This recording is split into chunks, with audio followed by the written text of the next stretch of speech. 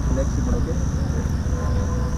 Omukulembeze w'eggwanga lino Yoweri Kaguta Tiwabula Museveni annyonnyodde nti lumu abadde kyakulabirako ekyabayigiriza abattibwa Bayibuli era n'ajjukiza abantu kiteri ekibi kireeta mpeera nga n'olwekyo bannayuganda balina okukiyiga n'asuubiza n'okufuula entaana ya Janan Luwum ng'ekyobulambuzi.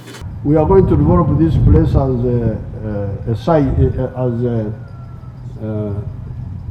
a memorial site like we did in Namugongo.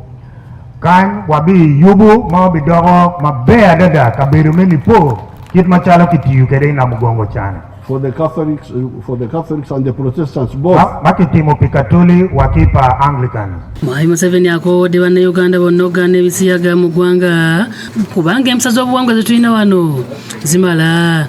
I want to congratulate the Ugandan believers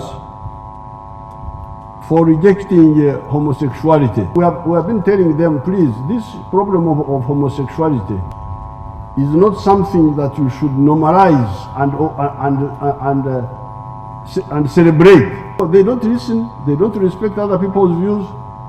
They want to turn the abnormal into normal. But it is good that you took a principled stand and you told Canterbury, please, if you want to go homosexual, go. Abalabirizi ab'enjawulo beebaziza Katonda olw'emirimu eyali Ssaabalabirizi Luwum gye yakola. Ssaabalabirizi Luwum yattibwa bajjaasi be yali pulezidenti wa Uganda Idi Amin Dada mu mwaka gwa 1977 ng'emikolo egy'omwaka guno gitambulidde ku mulamu okugamba nti obumu obw'empeereza ennungamu n'enkulaakulana. Ssaabalabirizi w'ekkanisa ya Uganda Dr. Stephen Samuel Kazimba Mugalu yeebaziza gavumenti olw'obuyambi bwe bawa okusobola okuyimirizaawo ekijjukizo kya Janan Luwum wabula ne yennyamira olw'essomero Janan Luwum lye yasomeramu okuba nga lisulirirwa kugwa. We request Your Excellency, because when we are elevating and honor this man and close the school where he studied, we are killing his legacy. Instead, the government should come in to elevate this school instead of closing it. Annyonnyodde ne ku bbanja lya Church House lye babadde mu bulago ng'ategeeza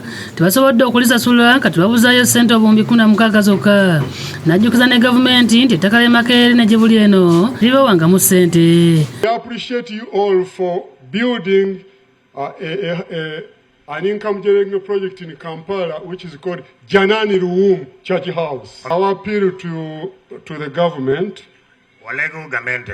is to pay us the compensation of the land at Makerere, because the valuer made this report in December 2021.